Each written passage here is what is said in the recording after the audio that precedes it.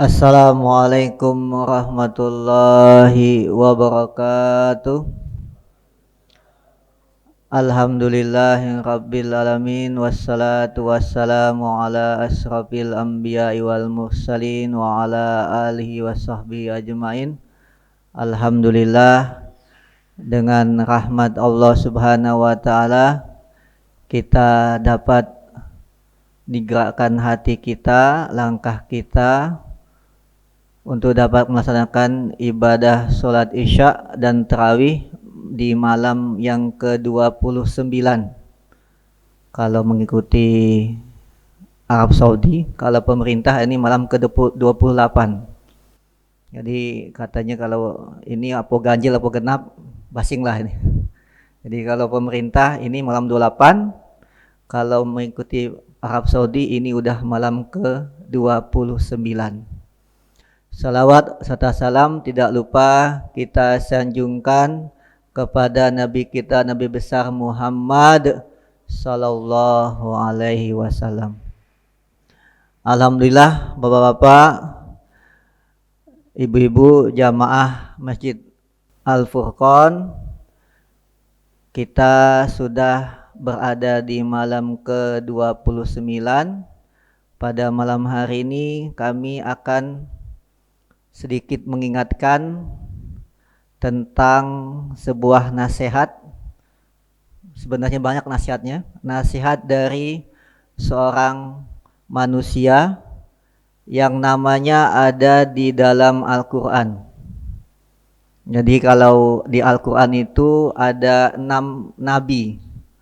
Nabi Hud, Nabi Nuh, Nabi Yunus, Nabi Yusuf, Nabi Ibrahim, Nabi Muhammad, Nabi Yunus, ya.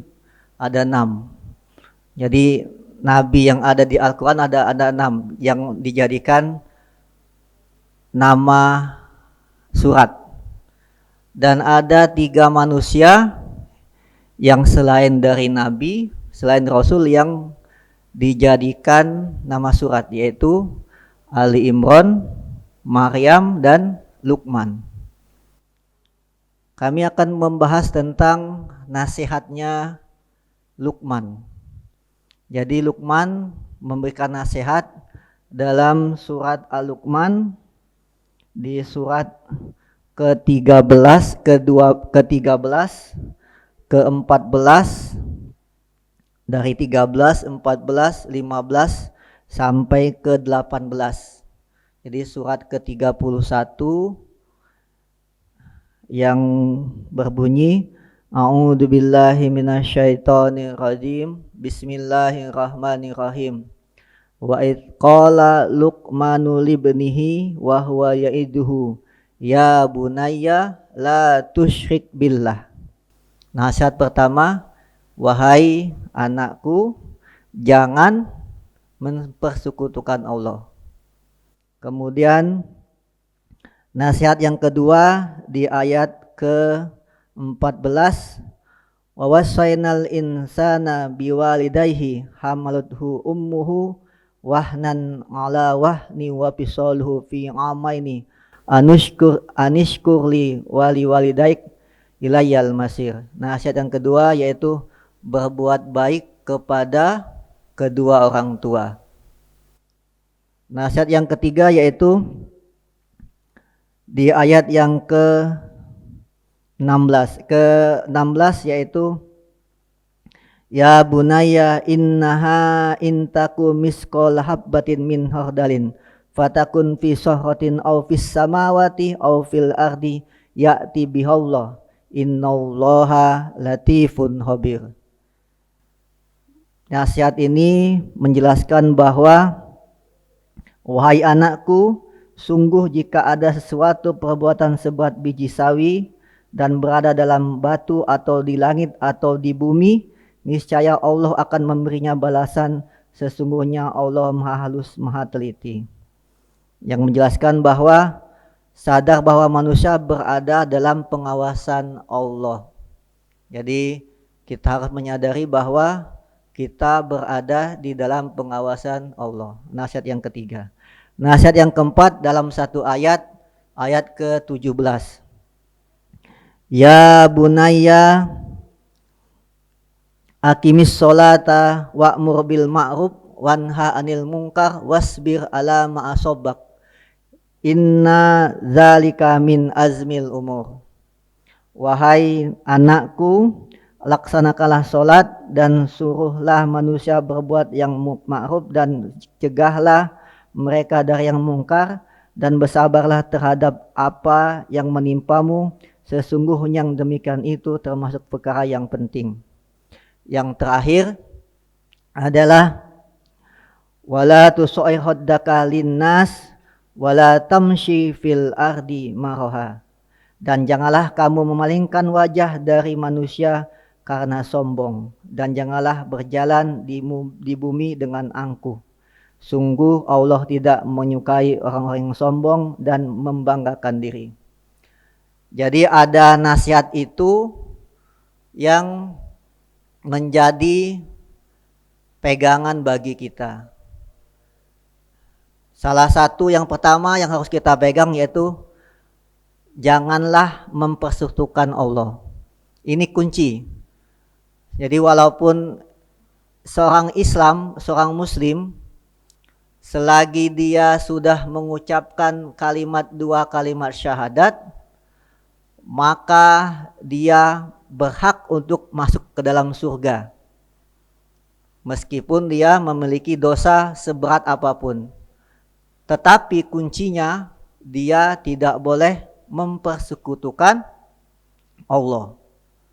Jadi kalau dia sudah mempersekutukan Allah, maka siap-siaplah hilang semua kunci dia untuk masuk ke dalam surga Allah.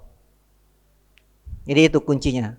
Jadi kalau kita sudah Muslim, tapi tinggal kita inginnya mau dicuci dulu di dalam neraka, maka berdosa banyakkan dosa. Tapi kalau tidak mau dicuci dalam neraka, maka perbanyaklah amal.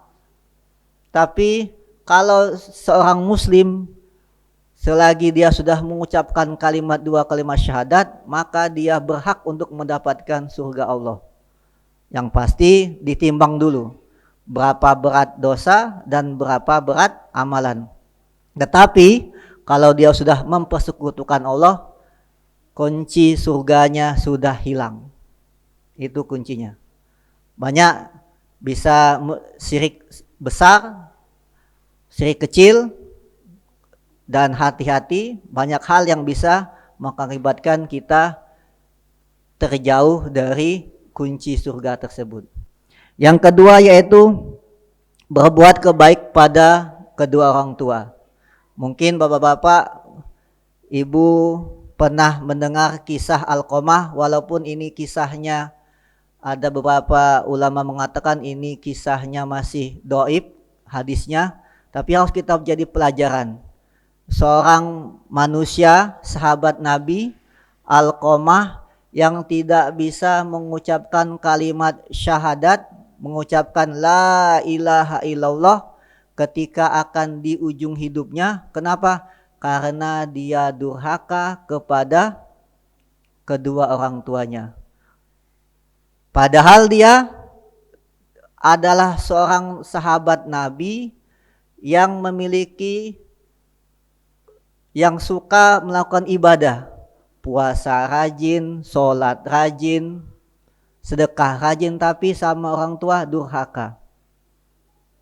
Dan ada beberapa hadis, ada hadis yang ketika Nabi Muhammad akan naik ke mimbarnya, salah satu orang yang tidak akan mendapatkan surga yaitu ketika dianya durhaka kepada kedua orang tua.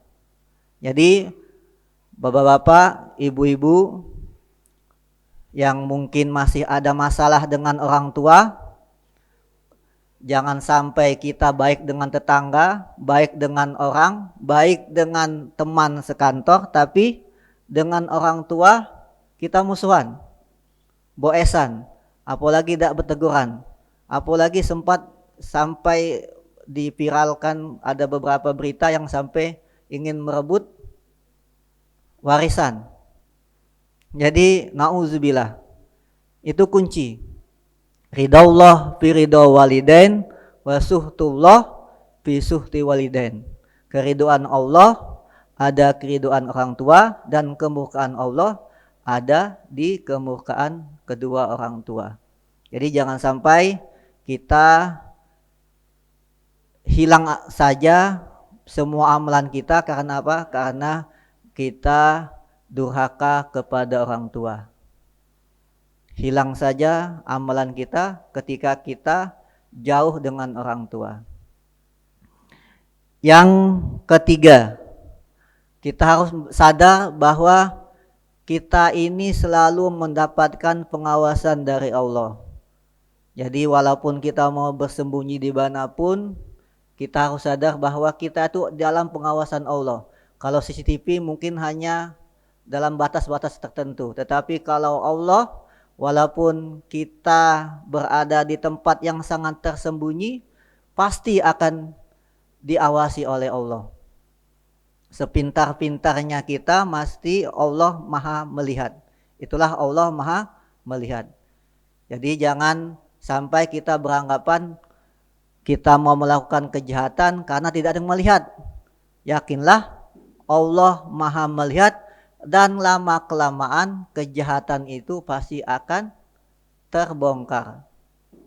Mungkin pernah kita dengar ada kisah, ada orang yang sampai bertahun-tahun melakukan kejahatan, mengubur, ada di beberapa ini mengubur istrinya, ternyata kebuka juga, sampai dia melakukan perbuatan yang tercela, membunuh keluarganya, dan ternyata terbuka juga.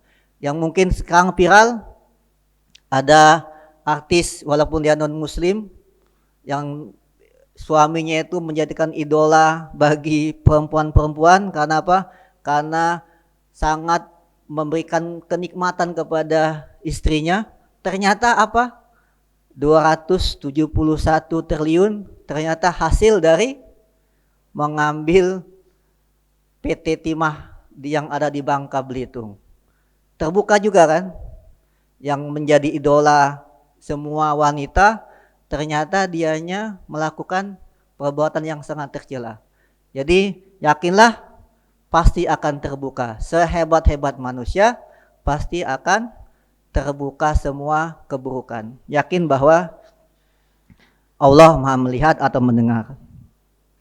Kemudian tahap yang keempat yaitu kerjakan sholat. Kemudian berbuatlah kebaikan dan mencegah dari kemungkaran.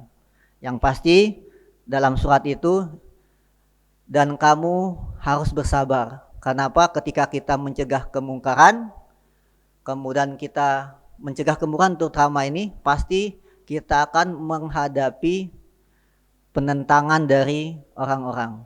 Jadi dalam ayat tersebut dijelaskan bahwa bersabarlah terhadap apa yang akan terjadi ketika kita menegakkan kebenaran dan mencegah dari kemungkaran. Yang terakhir adalah jangan sombong. Kita harus yakin bahwa sombong itu adalah miliknya Allah, bukan miliknya manusia. Jangan mentang-mentang kita tidak pernah mengalami musibah, ujian, atau kita paling kaya. Ingatlah, kita harus ingat bagaimana seorang Fir'aun, bagaimana seorang Namrud. Fir'aun itu tidak pernah mengalami masalah, hidup dengan kegelimpangan harta. Apa yang terjadi? Dia merasa dirinya adalah Tuhan. Apa yang terjadi? Dia mendapatkan hukuman dari Allah. Jadi jangan mentang-mentang kita sudah paling hebat, paling kaya, apalagi ini paling alim. Nih yang harus kita ingetin. Jangan sampai kita apalagi sudah melewati nanti, setelah melewati bulan Ramadan, aku ini full puasa, aku ini banyak sedekah, aku ini 10 hari 10 malam iktikaf di masjid. Aku ini, yakin aku ini paling beriman. Sombong kan ini kan? Padahal sebenarnya 1 bulan ini adalah masa pemanasan sebenarnya. Masanya pembelajaran yang harus kita hadapi adalah 11 bulan ke depan. Kalau 1 bulan ini janji Nabi Muhammad dalam hadisnya, setan-setan dibelenggu. Kalau nanti 11 bulan ke depan itu yang harus kita hadapi. Ketika setan-setan sudah mulai dilepaskan lagi. Jadi kita harus meyakini ketika kita saat ini diberikan hidayah untuk beribadah, ketika kita saat ini dipermudah dalam beribadah, itu bukanlah karena kehebatan kita, tetapi itu semua adalah hidayah dari Allah semua. Jadi Allah menginginkan kita untuk melakukan ibadah, maka kita bisa melakukan ibadah. Tetapi Allah lah, harus kita yakini bahwa Allah lah yang menggerakkan kita semua untuk melakukan ibadah. Jadi ini sudah malam ke-29, besok sudah malam 30. Janganlah nanti ketika habis bulan Ramadan, oh ya aku nih paling hebat. Aku nih paling beriman. Apalagi kalau misalnya ketemu sama teman-teman yang di luar, yang belum mendapatkan hidayah, kita merasa yang paling beriman. Nauzubillah. Jadi jangan sampai kita merasa kita yang paling karena kita semua ini mendapatkan kebaikan, itu semua adalah hidayah dari Allah Subhanahu wa taala. Kalaupun Allah pengen mencabut hidayah itu, Allah pun bisa. Jadi dari pesan-pesan tersebut harus kita yakini bahwa sholat, kemudian ibadah-ibadah kepada sholat, zakat, puasa, kemudian sedekah, haji, itu harus kita jaga. Jaganya apa? Dengan cara pertama, lapisan pertama, jangan sombong. Ketika kita sudah beribadah, jangan merasa kita yang paling hebat, merasa kita yang paling alim. Kita kunci, jangan sampai ibadah kita ini nguap. Kita sudah capek-capek beribadah, tetapi karena kita melakukan kesalahan sombong, maka akan nguap, sayang. Kemudian kita kunci lagi kedua, yakinlah semua perbuatan-perbuatan kita ini mendapatkan perhatian dari Allah. Kemudian kita kunci lagi, yang lebih kunci lagi, jangan sampai ketika kita sudah beribadah dengan baik, maka jagalah hubungan dengan orang tua. Jadi jangan sampai lupa, kita harus menjaga hubungan yang sangat baik, sangat erat kepada orang tua. Jangan sampai orang tua itu menjadi musuh kita atau menjadi hal yang membuat kita tercela. Jadi jadikanlah orang tua itu adalah bagian dari doa kita, bagian dari keajaiban, kehebatan kita saat ini. Kemudian kita kunci lagi, jangan sampai kita terbius atau jangan sampai kita melakukan hal-hal yang syirik, menempel hal-hal yang tidak benar. Pengen kayo, kita tempe tulisan-tulisan seperti mujarobat. Pengen hebat, kita memakai jimat-jimat yang biar kita bisa menjadi lebih hebat. Kita kunci. Jadi jangan sampai amalan-amalan kita tadi menjadi hilang. Mungkin itulah Bapak-bapak, Ibu-ibu yang dapat kami sampaikan. Semoga apa yang kita lakukan pada bulan Ramadan ini dapat memberikan pembelajaran kepada kita, dan semoga pesan yang disampaikan oleh seorang manusia yang tercantum namanya dalam Al-Quran dan dicantumkan dalam surat di dalam Al-Quran dapat kita pahami, dapat kita hayati, dan dapat kita laksanakan, karena tidak mungkin seorang manusia bisa dipilih Allah kalau bukan karena dia memiliki kelebihan yang lebih dari manusia-manusia yang lain. Kalaupun ada kesalahan itu datangnya dari saya, dan jikapun ada kebenaran itu datangnya dari Allah, dan hidayah Allah itu adalah milik Allah. Jikalau ada kebenaran itu nanti Allah akan memberikan hidayah kepada kita untuk dapat menjadi lebih baik, dan semoga kita nanti dapat dipertemukan oleh Allah dalam surganya.